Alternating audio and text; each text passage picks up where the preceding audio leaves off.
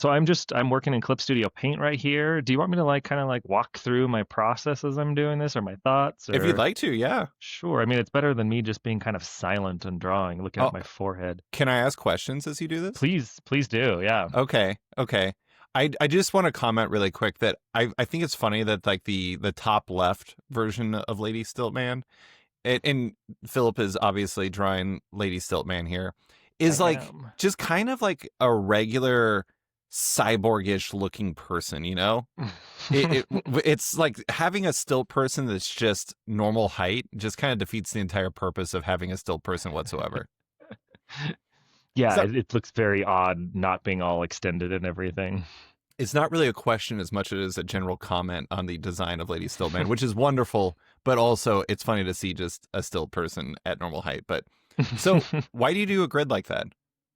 It's kind of just a compositional thing. In design and composition, there's the idea of the rule of thirds, where you can take any existing image, bisect it by three, and then you have essentially nine boxes. But at the points of intersection, where those cross over, and in the centerpiece is your main focal points of Mm, any type of image. So I'll do that for panels. Chris Somney is actually incredible at doing that for panels, and I think it's very I've not seen it commented on a lot how the way he does that, but he positions all of his panels in an incredible way. But I'll do that especially for covers, right? Because you have such a large area in a single image. I try and do that for all my panels, but sometimes, especially working in kind of the digital vertical format, I'm so constrained by the space that I have. It's sometimes it's hard to get as compositionally strong as I would like. So yeah. but for bigger stuff, yeah, for sure. I'm like, all right, so there's a knee there. We're gonna have roughly a head or a hand or something like that right up here. What's a And Somni example you can think of? I when he was working on Daredevil with Mark Waid, this was years ago. Before I might have even been before I broke into comics. I was talking to a Marvel editor, and they were looking at my samples, and very complimentary, like said, like I see a very similar storytelling approach in your work that Chris Somney does. Mm, And they were like, obviously, stylistically, you're both very different artists. But they were like, why don't you go look to see what Chris does so you can kind of get a better idea and understanding of how to solve those problems in kind of a way that fits with the approach that you're doing. So I went and grabbed everything. I was actually at San Diego Comic Con. I grabbed everything I could off the rack. Um, and I just look, the one thing that I notice, and I'm sure it's not 100% of the time, but if he had multiple characters in a frame, he would have the characters surround the focal point, and the focal point would be center. But if it was just a single character, he would always have them on one of the compositional thirds, never center focused. mm. So there's some stuff. I think it was issue 25 or 27, just some like warehouse fights. And every panel I'd look, I would like diagram it out, like in this shape. Where are my compositional thirds? If it's like just Daredevil, he's always off in one of these quadrants. But if there's people around, there's foreground elements and it's framed, he always puts your focal point front and center, which just allows for a really easy like visual recognition of your focal points. Yeah, And yeah, that makes it was sense. yeah, it really kind of blew my mind and opened up a lot of thoughts about composing really great looking panels. Did you like getting complimented in this, or did you like being compared to Chris Somney? Oh yeah, that was the year, like the night before he and David Uh-huh. however both won like a tied for best Eisner artist. Mm, And I was already a big fan of Chris's, but that prompted me to like go and like not only buy his stuff, but like really start to study it. yeah. And I love his storytelling and just everything he does. It's incredible. So If I ask you too many questions, by the way, just let me know. no, you're totally good. I don't mind. I can talk and draw. Um, Oh, so what are we doing here? So I noticed there's certain things I wanted to tweak size wise, like move Lady Stiltman's head closer to that compositional spot. So I Sure. just did a lasso and a little bit of a scale thing here. For those who care about technical things, I'm drawing in Clip Studio Paint. This is an 11 by 17 canvas at 800 DPI, which is about the size I do all my digital drawing.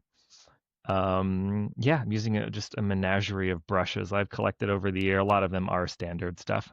I do want to note Um, this will ultimately be A5. I don't know if that's going to have any issues in terms of like the scaling. I don't think it will, right? I am not 100% sure, but you're welcome to crop or shrink or kind of put it however you need to fit. All So right, I'll do that. yeah. I don't know. This is I've long said that I find artists to be like magicians. And it's just it's really fascinating to see like the actual process of like I don't know, like kind of figuring it out on the page and figuring out like what or you know, okay, this isn't as big as I want it to be. There's actually a tool for you to be able to like quickly scale it upwards so you don't have to like redraw the entire thing or anything. That's another, Yeah. advantage for digital right there, I guess. Oh, 100%. Even the times I'll still do traditional stuff, I will usually do all my pencils digitally because it allows that quick change to make adjustments and fix things that digitally I can just scale and move something around really fast. But if I'm traditional all the way from pencils on up, like I have to like erase and redraw everything. And David, I just don't got time for that. No, who's got time for that? Who's got When time in this economy? when did you switch to digital? I switched to digital shortly after I broke in. When I was working on Tomb Raider at Dark Horse the first time, I think issue 5 is where I switched over to digital, Mm-hmm. and then pencil, and then did the rest of that series, and then most of my professional work since then has been some variation of digital. Yeah. Like you Sometimes might just do a hybrid pencils. sometimes. Yeah, yeah. Sometimes they were series or pages where I'm like, this is a really cool page or a really cool image, so I will print this one out and ink it by hand. Um, so yeah, it just kind of depends. There is a big kind of cool panel I've got coming up in an issue of Astonishing X-Men that I'm getting ready to draw this week. And there's like one panel where I'm like, oh man, like this is such a cool panel and a cool moment. This is Alex Packendale writing, and I'm halfway tempted to just print it out and do it by hand. Mm-hmm. But in order to get the grandeur and scale, it then shrinks down to a really narrow vertical panel. I'm kicking around the idea of taping two 11 by 17s together vertically and doing a 34-inch tall panel. Nice. But that will also just depend on the time that I have this week because that's going to take me like 3 days to draw. And deadlines don't for that, especially the vertical stuff, don't exactly accommodate that like crazy ambition used most of the time. I mean, that's the interesting thing about the vertical scroll stuff too, though, right? Is that you can start playing in heights you wouldn't be able to before, right? Hmm. Because it's like normally you're constrained by the size of a physical comic, and like you at most you can be the height of a single page, or you can be as wide as a double page spread. Yeah. And with vertical scroll, you theoretically could go bigger. Did you know that there was a new Stilt-Man introduced in Marvel Limited recently? I don't know. I actually didn't know that. Which book did they introduce the new Stilt-Man Avengers in? Academy, and it Okay. was Kid Stilt-Man. Oh, And nice. uh, Anthony Oliveira wisely realized that something I've been arguing for years, which is that Stilt-Man is the Marvel character best designed for, or best that would be best at taking advantage of the vertical scroll format. Oh yeah, big And time. yeah, so the comic was basically just a whole bunch of stilty nonsense. And canonically, the child of Wilbur Day, the original Stilt-Man, and Princess Python, who Huh. was established as his wife in an issue where he died. Okay. Well, actually, not an issue where he died. It was an issue where he was having his funeral in Punisher War Journal by Matt Fraction and Mike Diodato, which is an amazing issue if anyone would ever like to read it. This is amazing. Okay, so you can mirror your stuff in here. Yeah. So one of my favorite tools that I use is this symmetrical ruler when I use it for straight on shots. Hmm. Um, and I remember in art school talk of like, flipping your canvas to double check your proportions. And I fought it for a while just because, the human face is not symmetrical. So flipping it to make it symmetrical makes it look weird. I fought it until one day I flipped my canvas and I was like, oh, I need to do this more because like I'm like half of my face was like just melting down the side of my character. So in addition to flipping canvas, which is just this right here, Hmm. using the symmetrical ruler, essentially you just draw one half and it mirrors it over, and that works really good for straight on shots. Yeah. And I will use that to kind of get like a construction together, and then turn it off and do individual like expressions and features and stuff that you don't want necessarily. every expression to be symmetrical. So Yeah. Well, I mean, in this case, it gives you, I mean, I guess in all cases, it gives you a really nice foundation to build from. So you're not like, I don't know, I, I all the things that could happen when you didn't use this. yeah, it can be a mess. And I think the longer I flip my canvas and use stuff like this, the more I can actually freehand things Yeah. decently well. Where I'm like, oh, I get it right the first time a lot more frequently now that I've been using this as a tool. I did a podcast with Daniel Warren Johnson not long ago. I say not long ago. It was actually like much earlier this year. So, but it feels like not long ago.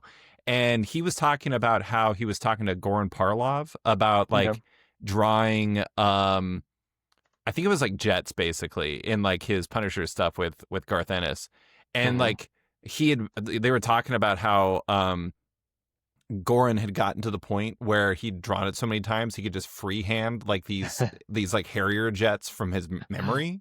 Yeah. And I guess that's the thing that's nice is like if you kind of have like the practice of getting the foundation down like this, or even if you just get the foundation down, period, it probably puts you in a position where you can do it naturally a little bit better because you have a better idea as to how it is supposed to look.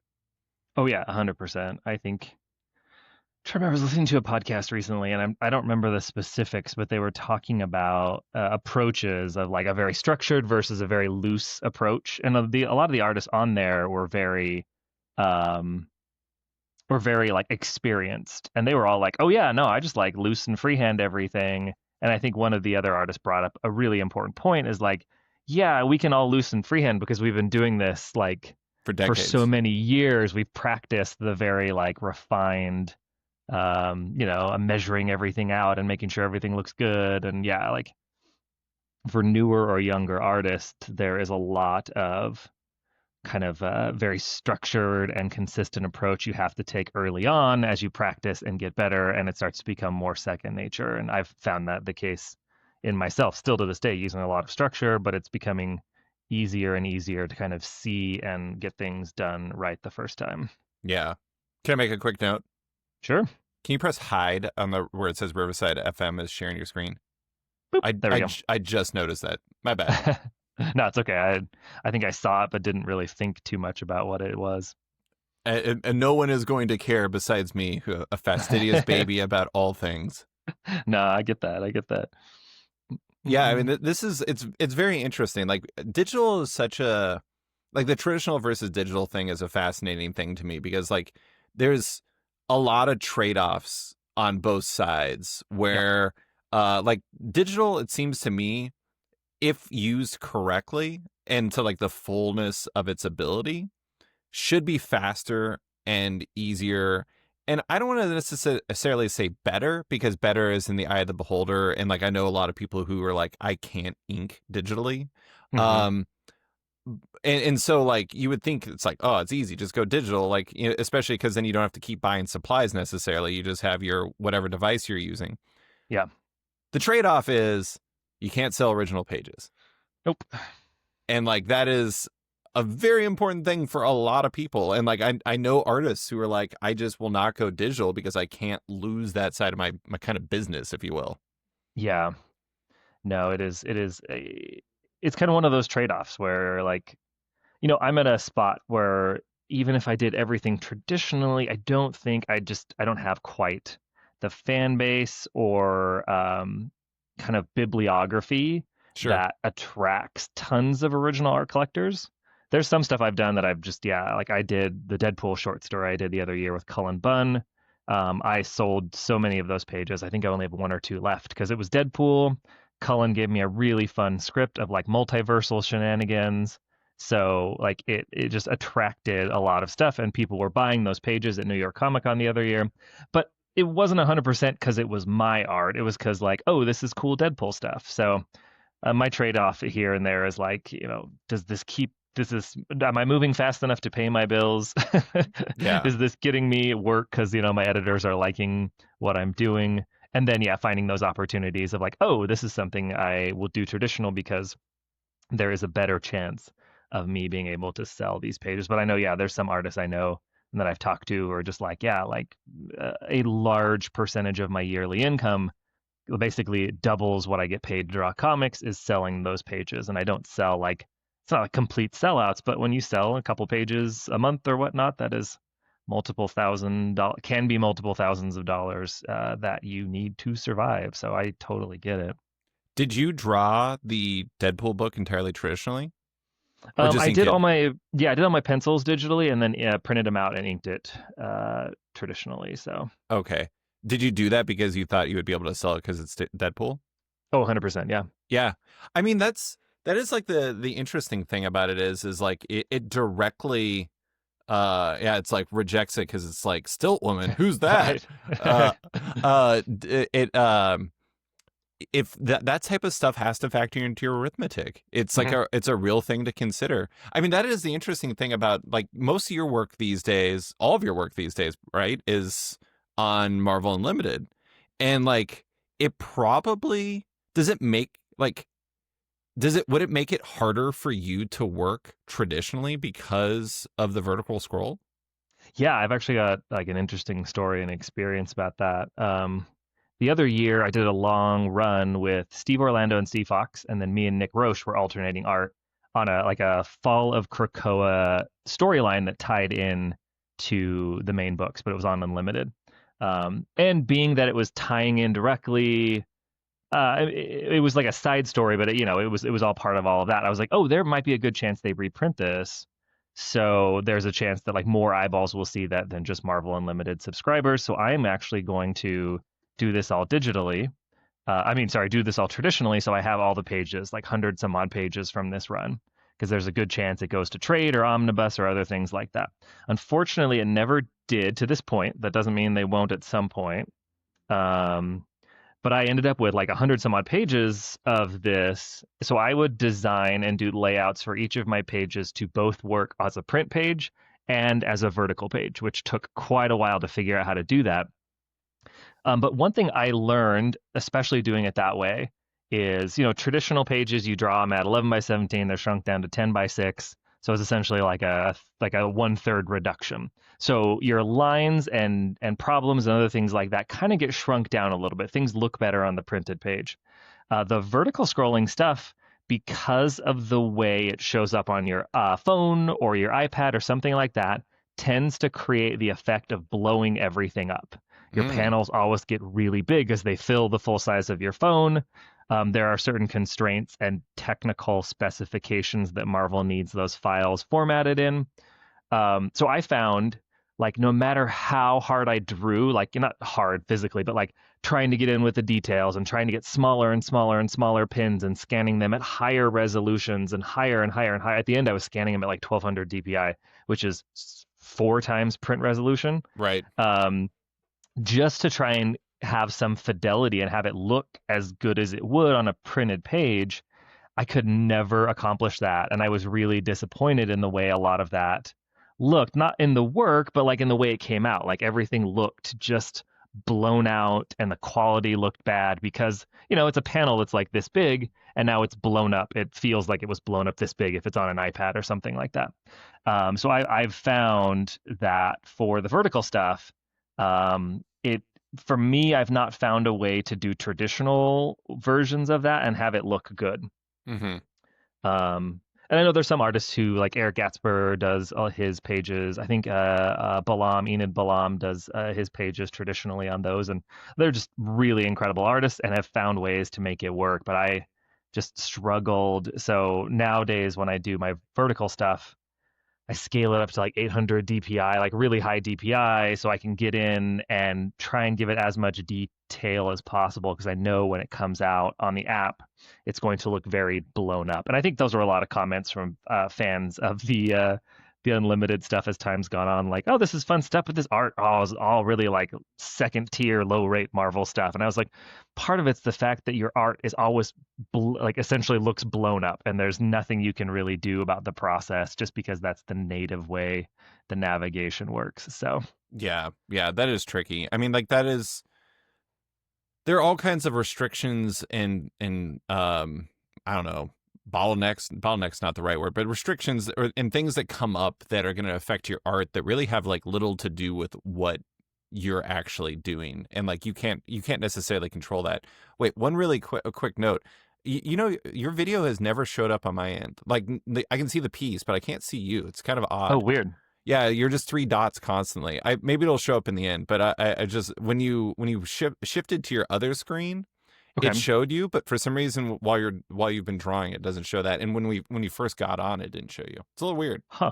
I I don't think there's wonder if anything you can do it's, about it, but yeah, it could be like a lag in the computing process or something, because I've had a on my machine on this end is running a little bit slower than it normally does, oh, sharing okay. and broadcasting at the same. I So think I think Riverside's a bit of a hog, but yeah, anyways, but yeah, I mean, I think when Declan Shalvey did the first Infinity comic, the X-Men Unlimited with Jonathan Hickman, it's so cool. I think he did it traditionally still, and Okay. I think that like he found a way to do it, and I think that because he knew it was going to be in print eventually, Yeah. and it's like it's an interesting thing to do where you're trying to draw like in two formats simultaneously, basically. Hmm. And like, how do you plan for that? And the answer is very carefully, apparently, and hopefully it works out in the end.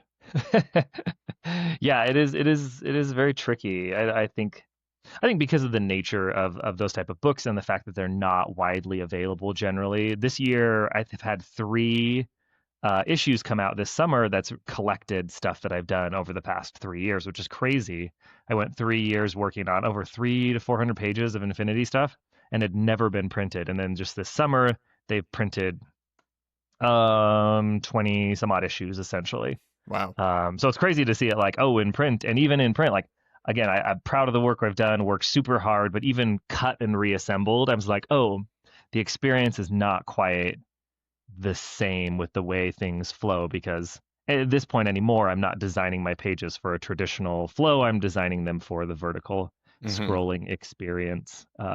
So, Well, there's a production team that does an incredible job of cutting them and making them work for a page. But still, at that, I'm like, oh, it's a little bit, it doesn't quite work. The experience is not quite the same. yeah. I mean, that's the tricky thing is like you're a storyteller first, and it's like you want to Hmm. do the best possible work for the format it belongs to, and not like just hope that you'll end up in a different format later on and like sacrifice the one it will be in for sure.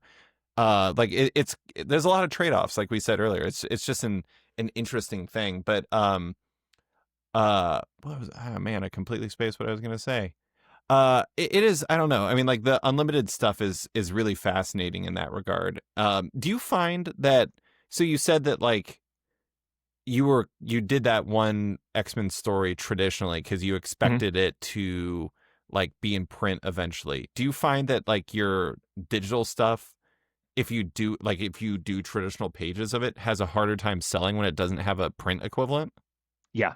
Yeah. Interesting. I think I've only sold like two or three of the pages I did for the unlimited run.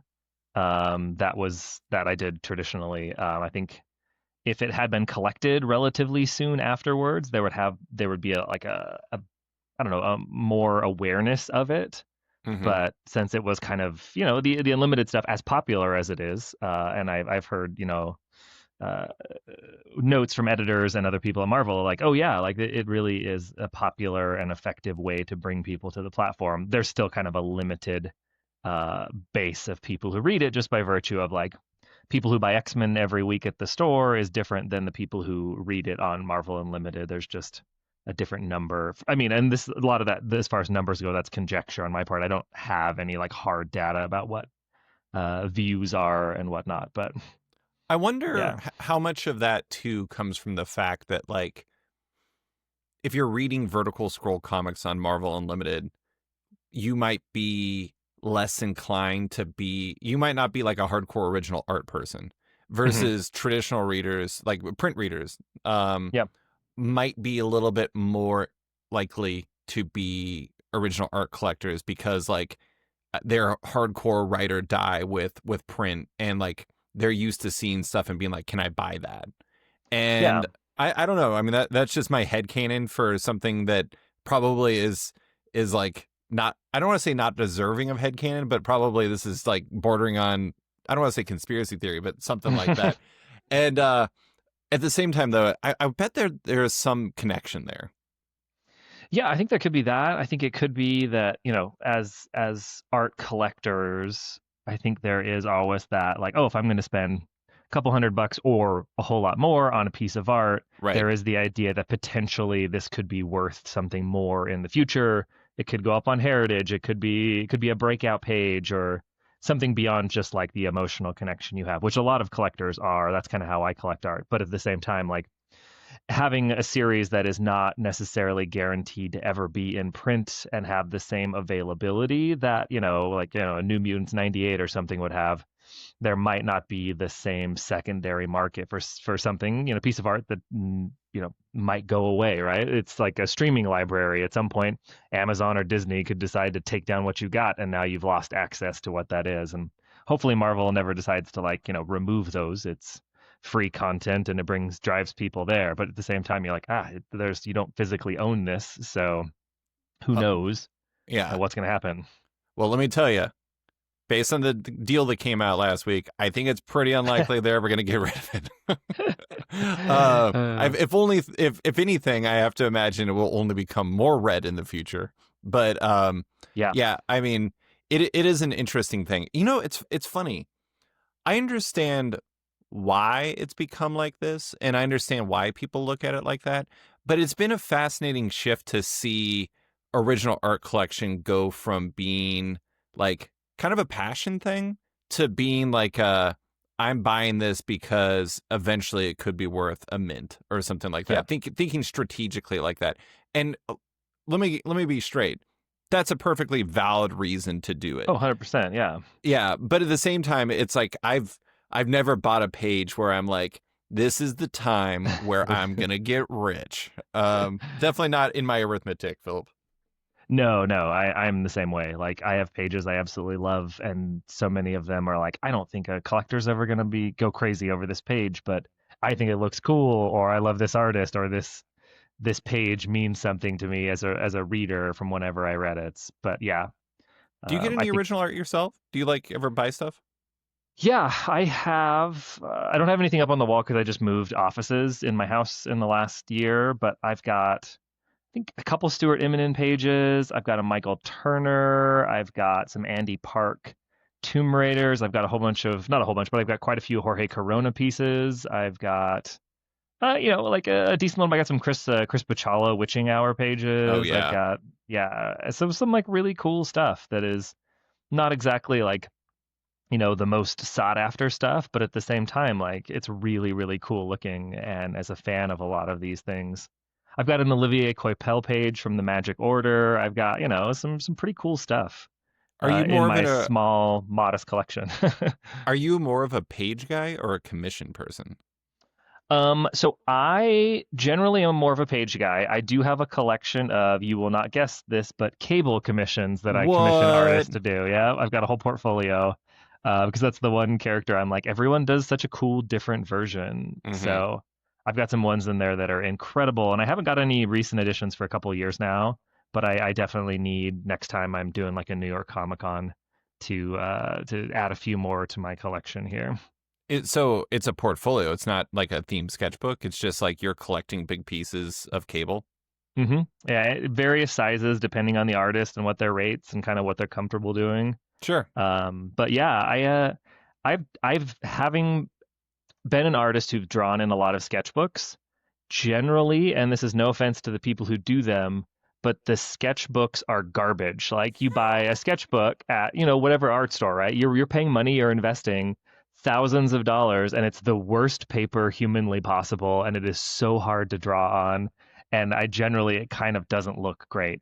I did meet a collector one time who has a couple different sketchbooks, and he specifically took time talking to artists about what's the best type of paper, and he had custom sketchbooks made with high quality Bristol board, and they were brilliant, and it was such a good idea and approach, and I very much appreciated that. But as me personally, I was like, nope, I'm getting original pieces on paper because sketchbooks generally are garbage.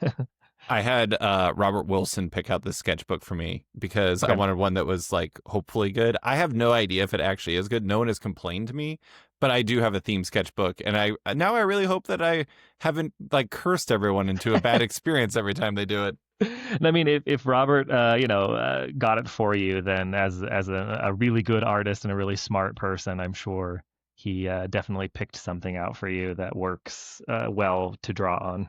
Are we switching phases? Yeah, I didn't like that face. I didn't like the angle. It looked flat and dead to me. It's Oh hard. no, no, I meant phases. You're Oh, switching phases. face. Oh yeah. Yeah, no, I decided to redraw this face a little bit really quick, and then I'm gonna drop in a background and start inking this here. I don't want to take like all of your day here, but once I, you get going, you're like, oh, I gotta, I gotta make sure this, looks okay. oh, you're tilting it upwards. Yep. Nice. That's awesome. Figure it's a really like low angle shot. We're looking way up at everything. So I'm like, actually, as much as Lady Stilt Man could be looking down, it feels like this looks a little bit more interesting. I'm not gonna lie, I would always be looking down if I was a stilt person. One of the articles I have in the zine is called Into the Stiltverse, Okay. and I hypothesize what it would be like, how different characters would be. Would they be better, worse, or effectively the same if they had to wear stilts all the time? It's a universe where everyone wears stilts, and it was very fun hypothesizing about that. But I may be a feature in there, and I had to contemplate what my own reality would be if I wore stilts all the time. It would not be good. Oh, would not be good. No, no. I All right. I sprained my ankle enough. I don't need. I don't know what a sprained ankle on a stilt while wearing stilts would feel like, but I cannot imagine it would feel very good. No, it doesn't sound very great. No, no, it would be pretty terrible. But anyways, yeah, no, I mean it makes sense because like I imagine if I was a stilt person and I'd been doing this for a long time, I'd probably get to the point where I don't need to look down because I'm just it's like regular walking for me. It's my Yeah. stilt walking. Oh, I've given this far too much thought. No, it's why you're doing a great zine about it all. Got That's right. That's right. thoughts and Um, stories to share. I got some stories to share. That's right. I mean, it is funny. I was so when I was doing research for the 20th or 60th anniversary piece, he's only appeared in like 87 comics. Wilbur Day, the regular version of Stilt-Man, and I was like, that is not that many. But take a guess. How many times do you think Thanos has appeared in a Marvel comic? I mean, probably only like 45 or 50, something like that. No, 405. Oh, okay. Well, I apparently am just not big in the Thanos fandom. I mean, he shows up a lot because he's like a big deal character and everything. But Yeah, at the same time, it is interesting because like by nature, unless you're a hero, you're just not showing up a ton. yeah, And like, I mean, I have no idea what Wolverine's count is, but I mean, you and I are 90s kids. He just showed up everywhere back then. everywhere. Yeah. So with your cable book, how often do people go like wildly over the top? It's more common than not. I think that was one of the reasons I picked cable is there's just so much room to just have a lot of fun. Mm-hmm. I think who's some like I have Jorge Corona has one in there obviously. Eric Canetti, Mm. Alessandro Michelis, I think is how you pronounce his name, did a really incredibly cool over the top cable. So I think it just gives if artists want to take the time to go crazy, go for it. And it's kind of a really fun character to go crazy with. So I could see Corona doing the biggest gun. oh, it's fantastic. I'll have to pull it out. I think I have it in the other room at the moment because again, shifting a lot of art around as Yeah, I've rearranged stuff. But yeah, I'll pull it out and send you a picture. It's pretty darn great. that is great. I don't know. I mean, I think it's I like the kind of dual paths of original art where it's like you're a fan of this and you want to get a commission or you want to get an original page in a way to like celebrate the thing that you love to like another level. That's the tricky part about like the investment part of it, which is Mhm. great for artists. I'd rather everybody make a bunch of money off of their art rather than like somebody reselling it years later. And like, which is also, again, perfectly valid. It's the Yeah, nature of art is it's always going to, more or less, always going to increase in value. yeah, But at the same time, like to some degree, like that celebratory element where, you want to celebrate this character or this artist you really love has become a little bit more inaccessible than it used to be. Yeah. And that is it's a reality that's a good reality for the artist, but it also is kind of tricky because it's like, man, I can't get like I was this is a terrible example, but I was looking at Wallywood original pages from Daredevil #8, Stilt-Man's first appearance, because there was some Hmm. on Heritage Auction. Rico Renzi sent them to me. Oh, nice. A little outside my price range, but that was always the case, right? Yeah. No, I remember, pre-pandemic, because I think, people have attributed a lot of the pandemic to really igniting the collector's art market. But Yeah. I would follow stuff on Heritage, and I got a really cool Chris Sprouse, Carl Story page from their Thor's book, the Jason Aaron Oh yeah, Secret yeah. Wars tie-in. Such a great book, incredible art, and I got it for like really affordable. It was like less than $200. And it's not necessarily like a marquee page from the series, but it's a really great page with Thor and I think Loki's on it. And it was just like there was deals to be found if you hunted on the auction sites occasionally. Nowadays, it's maybe not quite as full of deals. So Yeah, I gotta say, great choice by you. That's an underrated book. I think some of those Secret Wars tie-ins were underrated because like people are like, it's a tie-in, whatever. There's some yeah, really fun books in there. yeah, no, and it fits very importantly into Aaron's Thor run. Like there's Yeah. elements from that book that tie into like the climax of the series. So it's like you don't want to sleep on it for all sorts of reasons. Also, you But get Law and Order, Thor, or like whatever you want to call it, like the police yeah, procedural equivalent of that. It was Thor and Storm were the partners, weren't they? I'm I trying know to Storm remember. was in it, and Okay. they were all the Donald Blakes were getting murdered was like the murder investigation they Yeah. were looking into. So Maybe it okay, was an older Thor and a younger Thor. could be. Oh, here we I'm gonna, go. I'm gonna do this thing Whoa. here. There we go. That's where I want to be. Is this the right? Where's the model that I want? Do.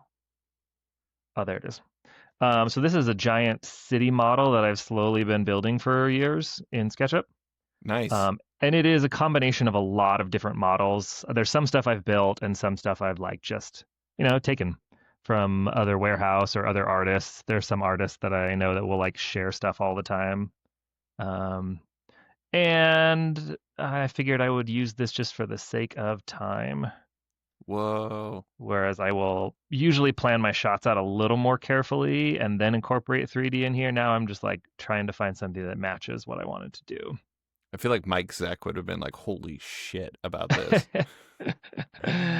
Was it um, Mike Zeck? No, maybe it was either Mike Zeck or Charles Vess who did all those old Spider-Man covers that had like the really detailed cityscapes behind them.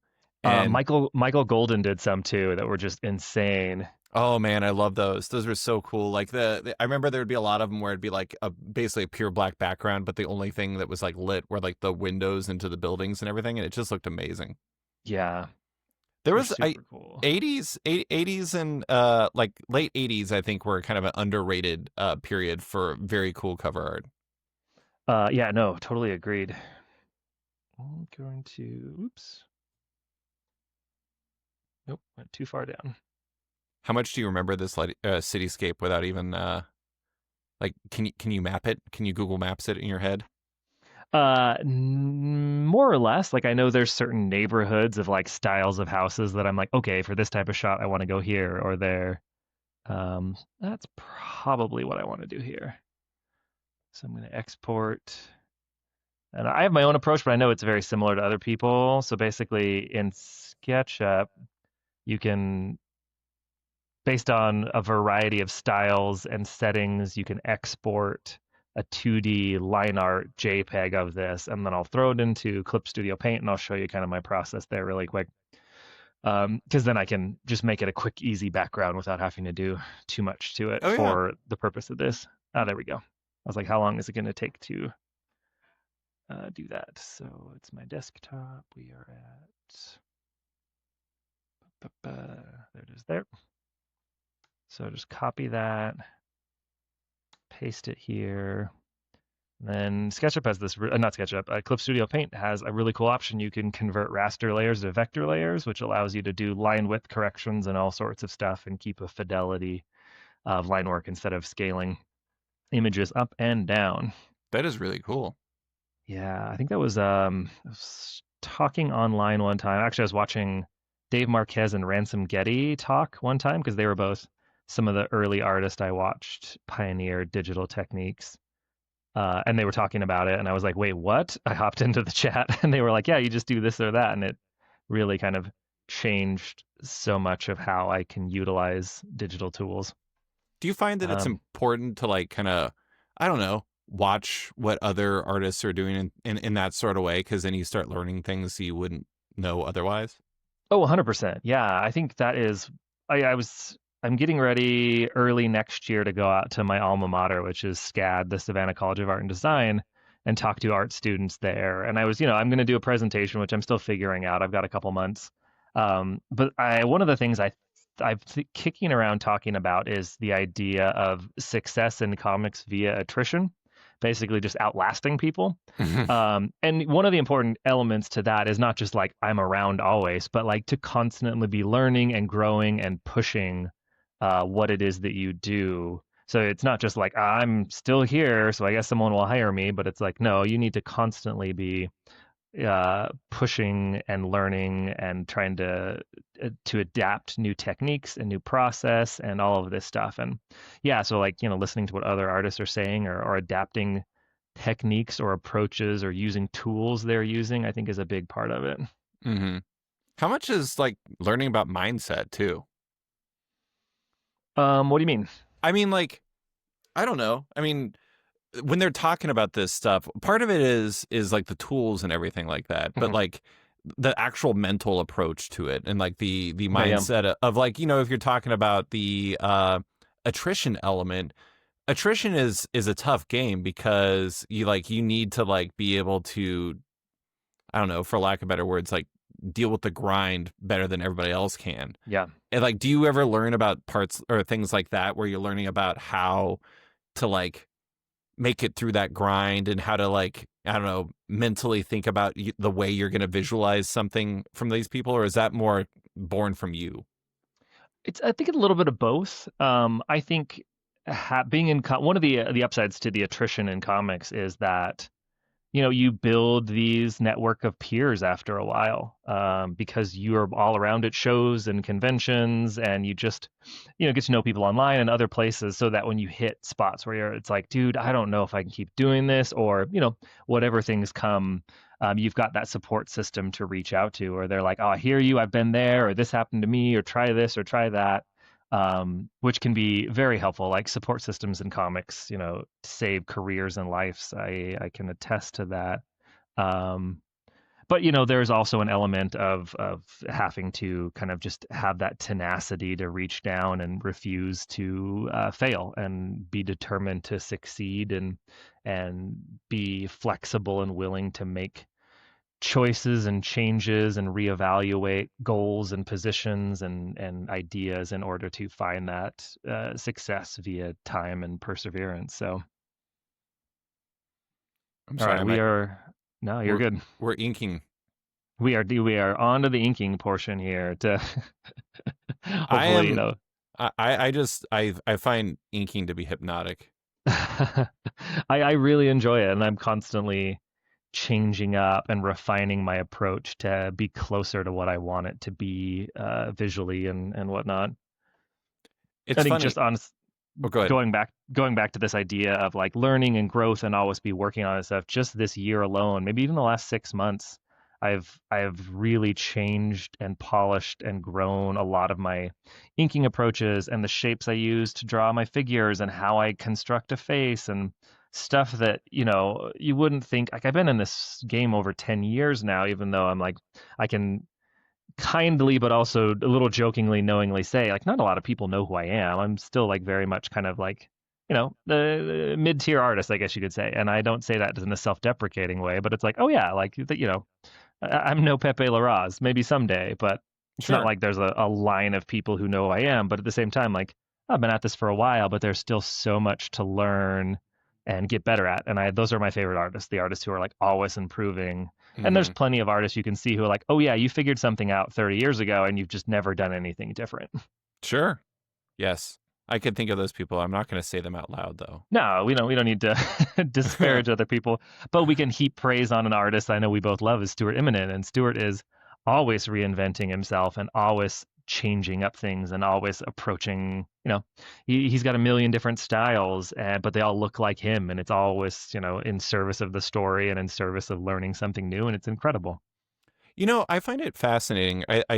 This was in an interview that I did with Stuart a long time ago, and he said, um, it's interesting how you can view things differently than like somebody views their own work, and I'm sure that's always the case to some degree. But Hmm. he kind of viewed his chameleon-like nature as a weakness. Like, Okay, yeah.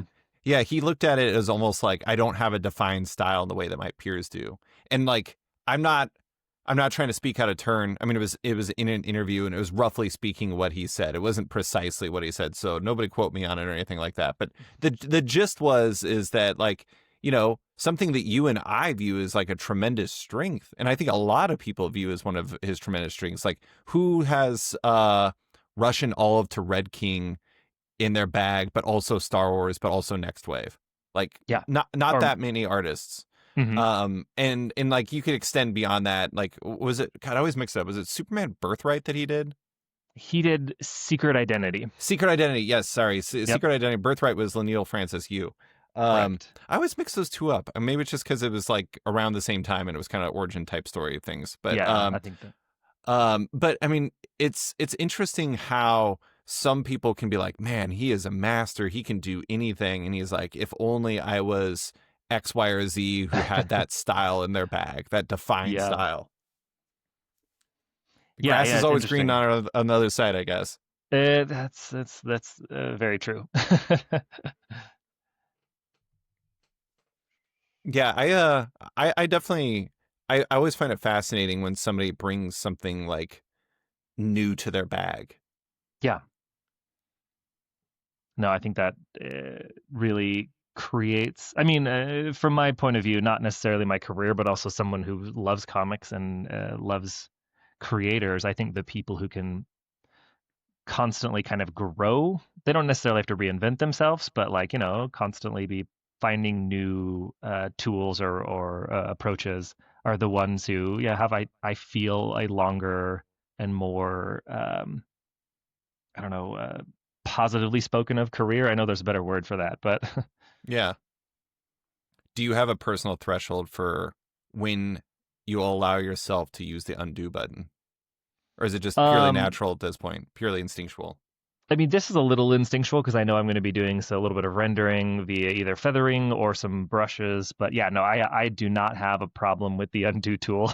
Yeah. I mean, the thing I I've always heard is like the problem with the undo is like falling into the trap of like trying to perfect something when, you know, was it perfect can be the enemy of the good.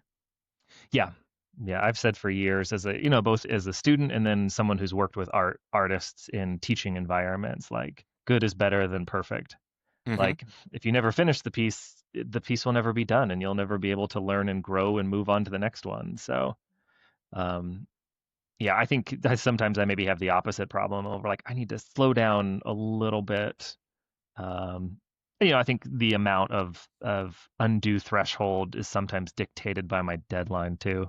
Yeah, yeah. Like if I have all the time in the world, I will maybe go a little bit slower, but if this book has to get out or get done or get published or whatever it is, I do the best I can in the time that I have, and I think that's kind of the motto of comic creation.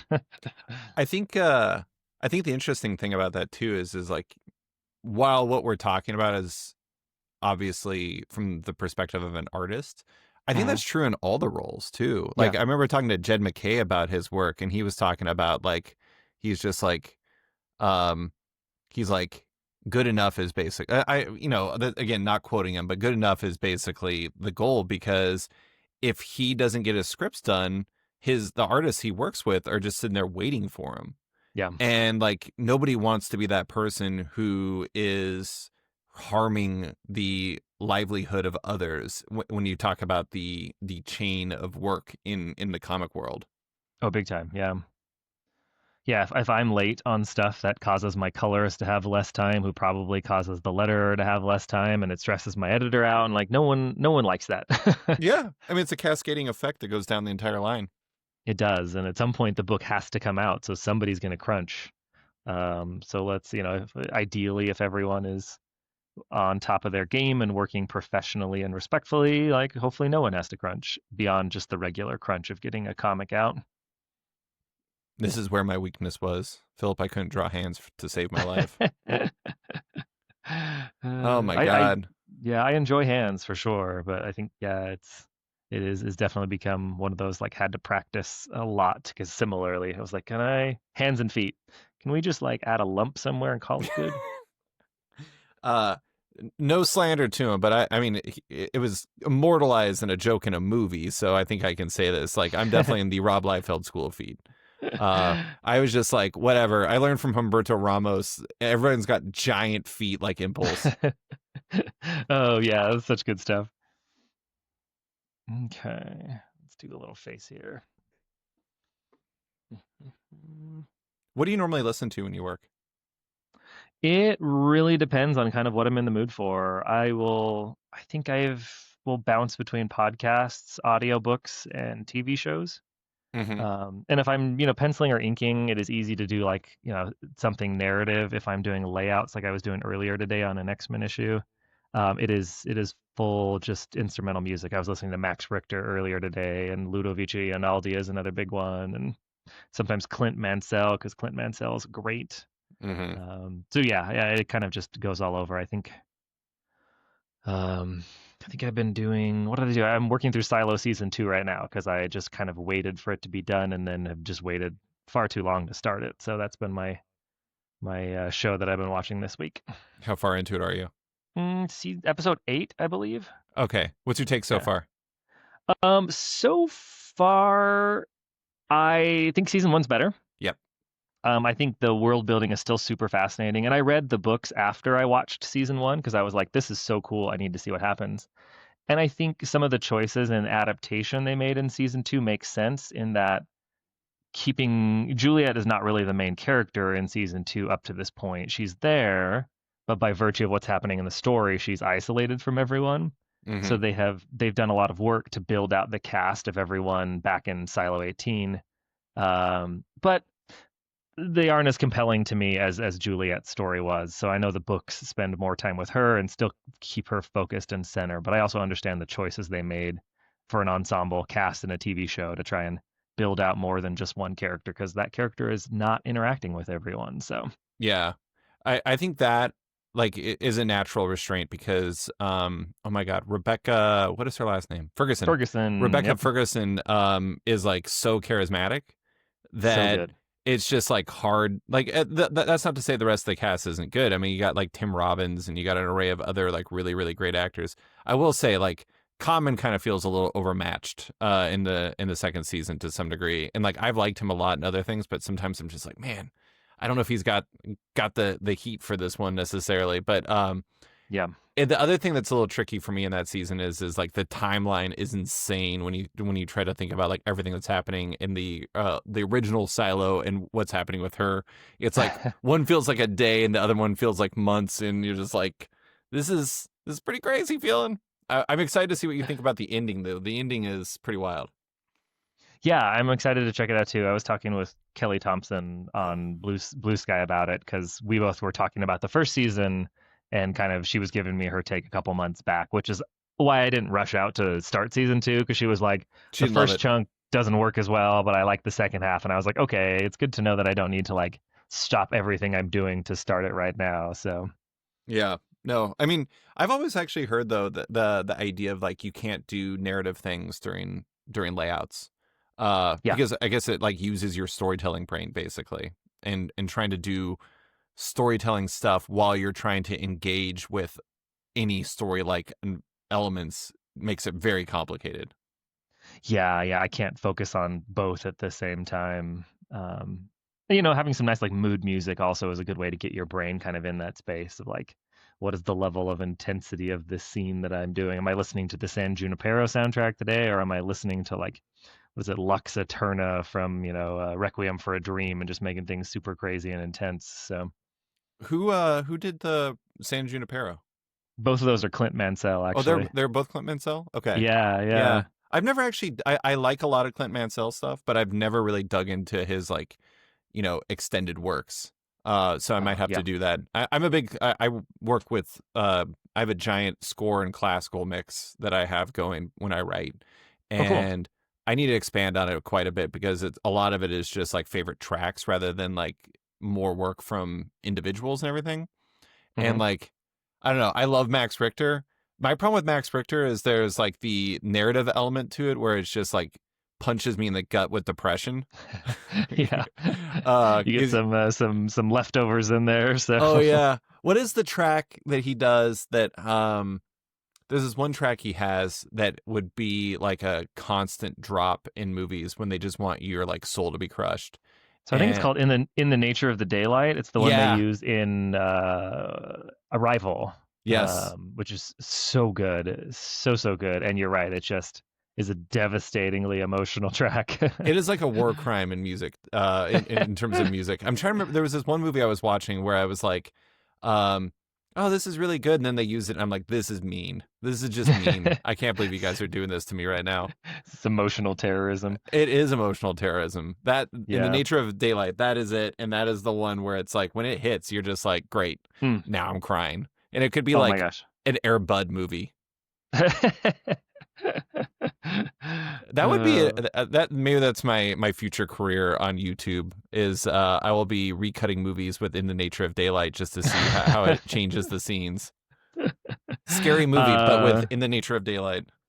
I am all for that. I will definitely watch those YouTube shorts. There was a Twitter that existed back in the day. I have no idea if it still exists because I'm not on there, but there was this one that would recut big sports moments, Mhm. but it would cut in the really like the massive emotional crescendo from My Heart Will Go On by Celine Dion. And it It's was beautiful. the account was called Titanic Hoops. And it was not always just hoops, but it was like every time a video came out, I was like, this is the greatest thing I've ever seen in my entire life. Oh, that's awesome. This is looking amazing. Oh, thanks. Let's see if we can kind of wrap it up here in the next little bit. Thanks for, letting me take up a chunk of your day here as I'm just like noodling around and having fun. I mean, you were doing me a kindness, and this is amazing to watch too. You're zecking it up now, and I love it. Man, you were so precise with that. That is crazy. I Yeah, I would. think it's a little bit of just like common use after a while. You kind of know where things are going to land. Oh, I know that, but at the same time, that's the thing is like from my seat and from a lot of like people who are not active in the comic art world, just Hmm. like doing this stuff, I'm like, even just finding the right place to drop that in those little windowsills. I'm like, how do you even do that? I would just be blacking out everything. The sky would be black right now.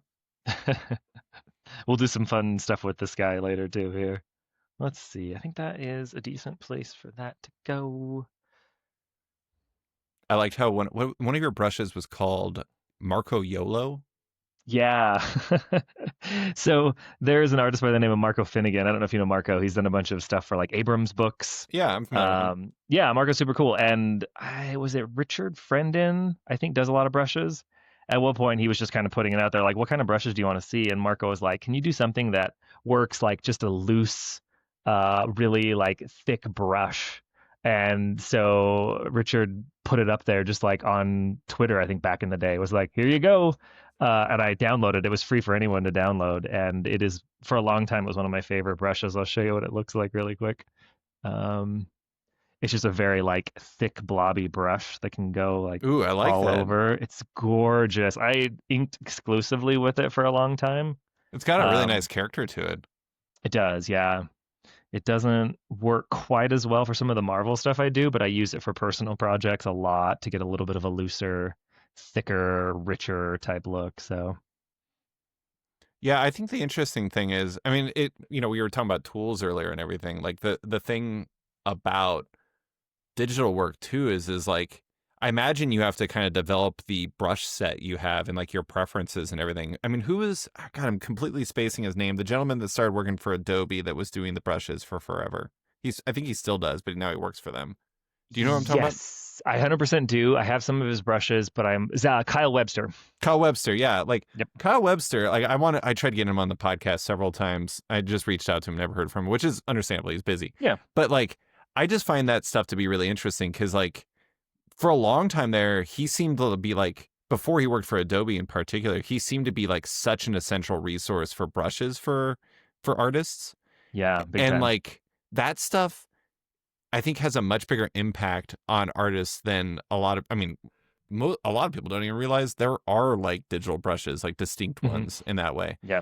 And like I think he defined a lot of art in a way that people didn't realize. No, 100%. I think his stuff was super important and impactful, especially back, a handful of years ago when most comic artists were using Photoshop for their work because those were really great resource brushes to be Mm-hmm. used. And I've never really drawn a lot with Photoshop. I used to color with it exclusively till I got off the Adobe platform entirely. Mm-hmm. Um, but yeah, there's still some artists I come across who use Photoshop, and I was like, "What are you doing? There's better programs. Stop making your life difficult." But at the same time, like you're comfortable with the tools you know how to use, and you can Yeah. use them like a weapon for some of these artists out here. Yeah. I mean that's the thing. Like I always compare it to like shooting a basketball. It's like, there's a supposed correct way to do that. But like Hmm. you look at some of the best shooters of all time, they shoot like total weirdos. And it's like, what are you going to do? Correct the form of Steph Curry or Reggie Miller or something like that? No, you're not. They're just going to let them shoot how they shoot. But it is funny because it's like, I mean, here's another thing like grips. I mean, I'm sure you've seen how Trad Moore holds a pen. Yep. Yeah. And like Trad holds it like, and you look at it and you're just like, Like, how how does that and work? why? And does it matter? Trad gets the results he wants out of it. Oh, exactly. Yeah. I'm like, if I could produce lines like that, I would hold my brush the way that he holds the brush. But unfortunately, it doesn't work that way for me. I do think it's interesting how like we were talking earlier about my different things I'm going to have or bring up for this podcast I'm doing later. And like it's interesting how much you can see like the personality of an artist in their lines and in their work and everything. Like I kind of feel like Trad's art feels like Trad. Yeah. I could definitely see that. Is there anyone you've ever met where you're like you are not remotely like the art? Oh, that's a really good question. I think I don't know if Jesse I can. I love Jesse Lonergan, but I think he is probably the biggest gap. We talked about it on the podcast recently. Yeah, I can't think of any off the top of my head, but like I can totally understand what you're saying there. I would just have to be a little bit more like critical of like who's has art that I had an impression of before I met them type thing.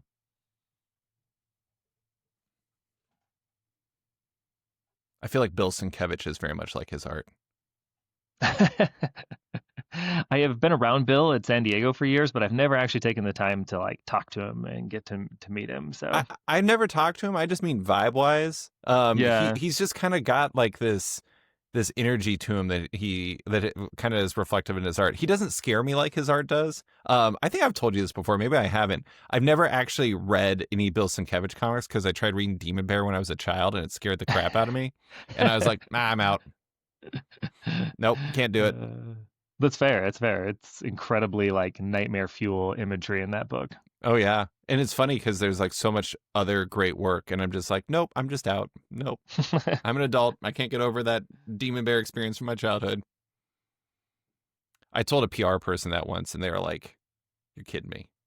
What is wrong with you?" You're like, I don't know. Go back to when I was a kid. Read the stuff I was doing. Tell me how you felt. Talk to my therapist, bro.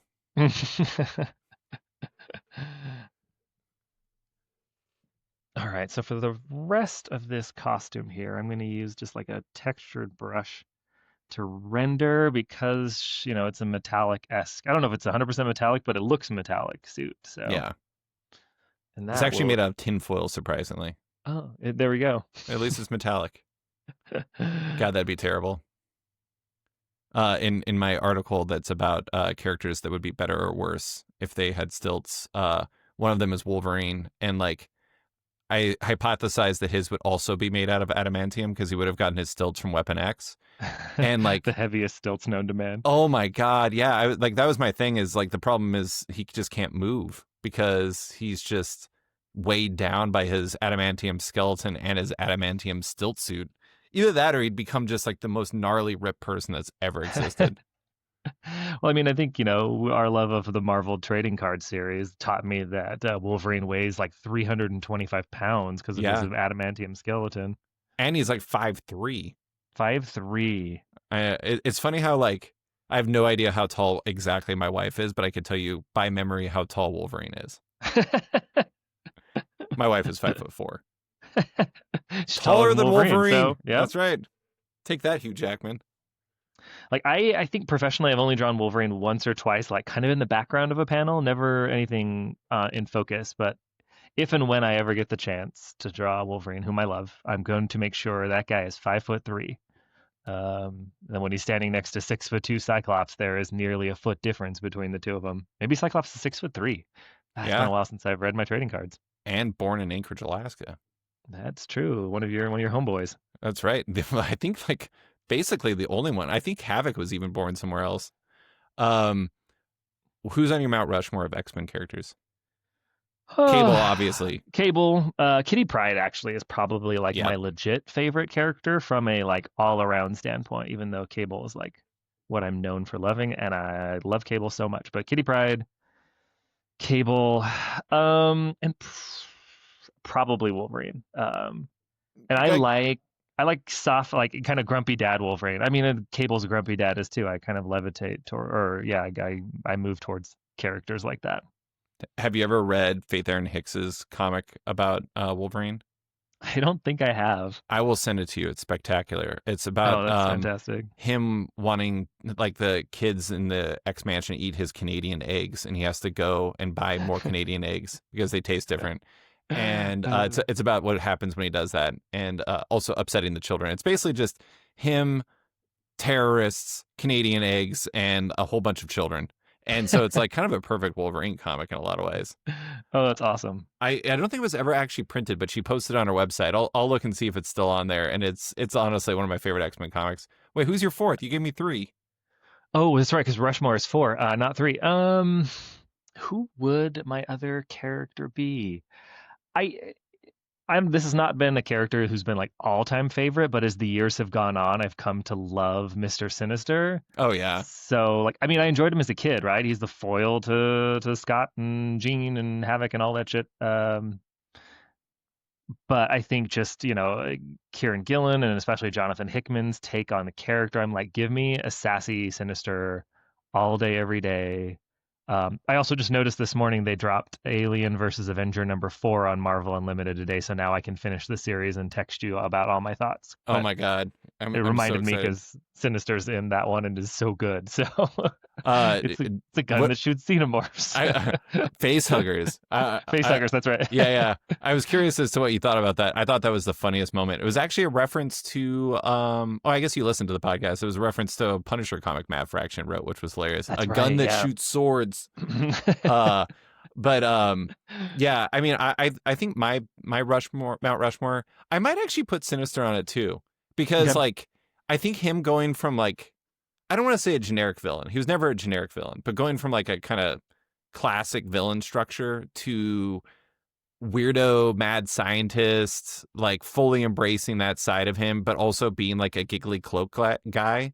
Really added a lot of spice to him that I think so much. I just love him. And like he's just always so fun, especially when Gillen and Hickman are doing it. And the funny thing is I think some people think that Hickman influenced Gillen, but Gillen influenced Hickman. Because he did the Uncanny run before, and like he was the one who like did that vibe for him first. And but my Mount Rushmore are Wolverine, Kitty Pryde, Nightcrawler, and I think I'll throw Sinister on there at the fourth. I'm like you, I don't have really a defined fourth. Yeah. I'm like, yeah, oh, those are good. Nightcrawler's a great choice as well. Yeah, I mean, I think kind of in a way, Nightcrawler is like the ultimate X-Men. Like he represents the vibe and like kind of what they're going for as much as anybody. But I'm Yeah. sure a lot of people would very strongly disagree with me on that. Nah, there's a huge love for Nightcrawler. I think he No, I is. was gonna say just because X-Men fans have lots of opinions. What? No. What? No. They don't have big opinions on Polaris at all. Oh boy, is that something you've come across? I mean, not in a problematic way, not like I've been bullied or harassed for Polaris, but I've always been surprised at like the dedicated fan base that she has online. Yeah. Like I've done a couple Polaris commissions over the years, and I enjoy it. Like I enjoy that Peter David era X Factor a ton. Mm-hmm. But you know, That so I did hair a is couple like amazing. yeah, and I drew her a little bit in Uncanny or X-Men from the Ashes Infinity, and the like some of my most shared pieces that still pop up to this day are like Polaris drawings I did that are reposted by Polaris like community fan accounts, and I'm always like, oh, all right, I didn't realize that she was so popular in spaces, but I that's mean, cool. we're I'm actively watching you draw a piece for a Stilt-Man zine. I think that that establishes the bar, and the bar is, I don't want to say pretty low because it's against the height-based commentary of the entire zine, but it is anyone like anyone can be Stilt-Man, and anyone can be someone Stilt-Man, I think. Yeah, I think that is an accurate statement. Is that what you're gonna call the zine, like setting the bar high No, or it's just setting the bar low? it's called we just ended up going with Stilt-Zine. I had a number of different directions I was going to go with it, but I think Stilt-Zine was like the purest way to do it, and also it looks Okay. best when my wife actually did the design for it. My original title was "Thank God for Stilt-Man, a sketch zine," but it just kind of like added too much text to the page. Hmm. That was Um, like a Matt Rosenberg title. that's right, exactly. Oh, Matt, we love your titles. Oh, we love They're Matt. so long. They're so long. Yeah, and we love Matt. Have you listened to Ideas Don't Bleed? Yeah, I listen to it fairly regularly. I love the chaos intros. My favorite one was when Rick Remender was on the podcast, and it sounded like he was like, "What is happening right now?" Like getting in fights with Matt over stuff early on. Well, I mean, when he comes on, they just do this absolute chaos intro, and like you kind of get this impression that Remender has no idea what's going on. But I think that is kind of the charm of the Ideas Don't Bleed whole thing. Brand, yeah. Yeah. No, actually, I really appreciated kind of a lot of Remender's comments in there, which, I don't know him at all. I'd read a lot of his stuff back in the day, and there's kind of like a Gen X nihilistic energy in a lot of the work that he does, Hmm. which, definitely connects with like a group of fans. But, just listening to him talk where he's at nowadays and just, in a more positive space of like trying to leave behind certain legacy. And even in things that Matt would say, because Matt can be like incredibly self-deprecating. Hmm. And Matt is a great person. And I think, Rick was calling him out on like, no, like you need to be able to accept, compliments for the good things that you do and the way you affect people. And like, it was a really like a positive, healthy kind of a personal growth approach that Remender was taking to some of the stuff. And I was like, oh, I love this. Yeah. I mean, that is one of the things that I think that really comes across, especially now when he's in his like pure creator own phase with like Giant Hmm. Generator, Yeah. is like he's very much in like empowering the creator and empowering the self. And I think that Yeah. is like a really good thing. And it's good for people to hear too, because it's like, I don't know. Sometimes I think people can feel like, I don't know. Like there's no right way and wrong way to do things, but sometimes they feel like it isn't them that defines the work. It's like what they're drawing or who they're drawing or whatever. Uh, Hmm. and like I think Rick is a good evidence of the fact that like that might be true sometimes, but it not isn't necessarily true all the time. Yeah. And Matt is really good at what he does, but he is very self-deprecating. This looks amazing. Thanks. I think I'm just about done with it here because I can over noodle the hell out of stuff. But let I mean, me. that is the thing that I think is amazing about this stuff is like, I know this is like a wild oversimplification, but it's just like, how do you know when you're done? That I mean, at that point, it's a little more instinctual than anything else. Like, Am I happy with how this comes together? Is it clear enough and communicate kind of what I want? And have I run out of time? Which, it's comics, so there is a huge factor of that. We're going to add a little bit of fun texture to this guy to hopefully help make her pop a little bit, but I'm doing it on a separate layer. Whoa. So It was a dark and stormy day in New York City.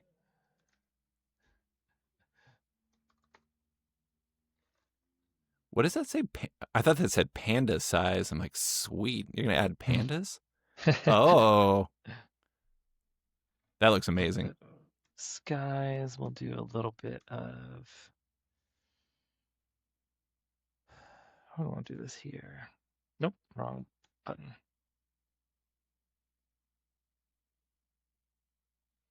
One of the things I've noticed, actually, I'm going to do it here. Going back to kind of like the studying and learning, one of the things I noticed that someone like Pepe Larraz does. Mm-hmm. Oops. I need to undo this. Hold on. I want to do this. Actually, screw it. Let's do it. One of the things that I've noticed compositionally that he does is he likes to, wherever he positions his focal point, have like just this bright like shaft of light coming behind them. So background details fade out and you're easy to see where your eye is because it creates kind of that high point of contrast. Mm-hmm. It So also like, makes all it right, look like Lady Stilt-Man's being chosen or raptured, one of the two. she's raptured is, This is the and I'm like, leftovers Stilt-Man edition.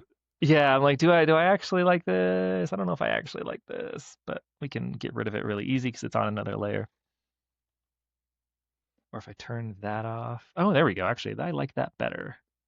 Now we're back to sunlight, but the sunlight is now Yeah. putting shafts through everything. So we're gonna go grab a textured brush really quick and do that there.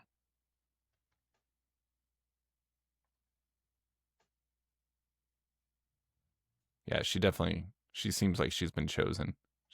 The light is shining on her gloriously. You deserve this, Lady Stilt-Man. She does. I do love the idea of like Lady Stilt-Man versus Stilt-Woman. I mean, like it's a very deliberate choice, and it's just to emphasize the absurdity of the entire thing. Yeah, I said it earlier and I was like, Lady Stillman. Then my brain went, did you say that right? Or are you just like inserting man into her title? And I was like, no, I'm pretty sure I said that right. Yeah, that's why uh when I actually interviewed Anthony Oliveira for that Stilt-Man piece to talk about Kid Stilt-Man, and like Mm-hmm. I was like, why Kid Stilt-Man is the name? Like there's so many options. And like the implication was that there's actually a lot more name choices available because it's not necessarily defined right now, but like you can like he listed off like 10 other like names that he's used for Kid Stilt-Man. I'm like, I fully support this. This is amazing.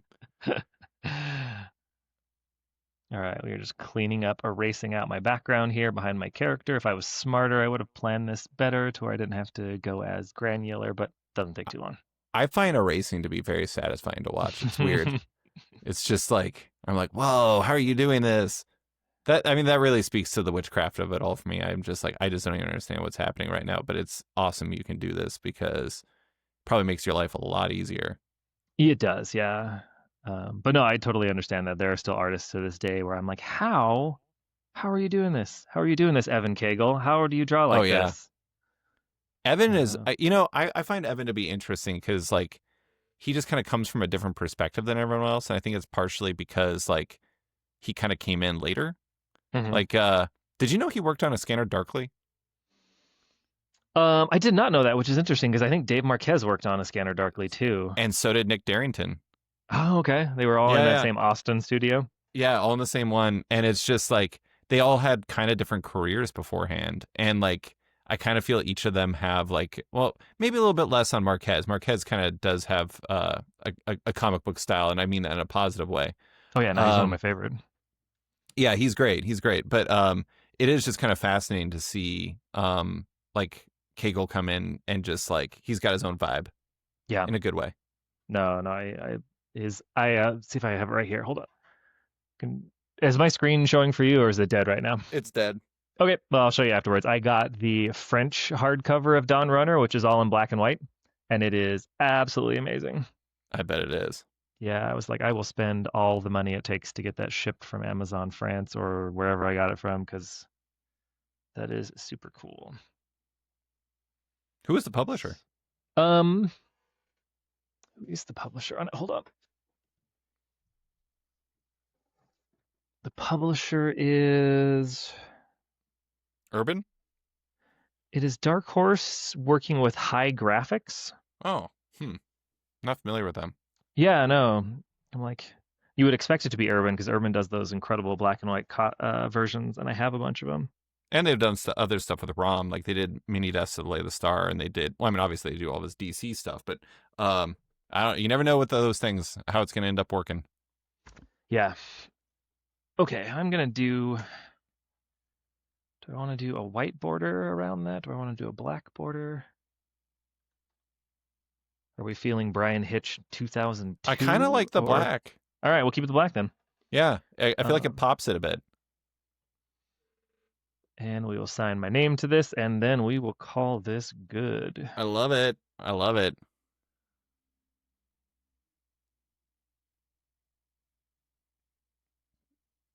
No scroll. There we go. I love it. Yeah, more or less. It's well done, Lady Stilt-Man, for the people. What we're gonna get.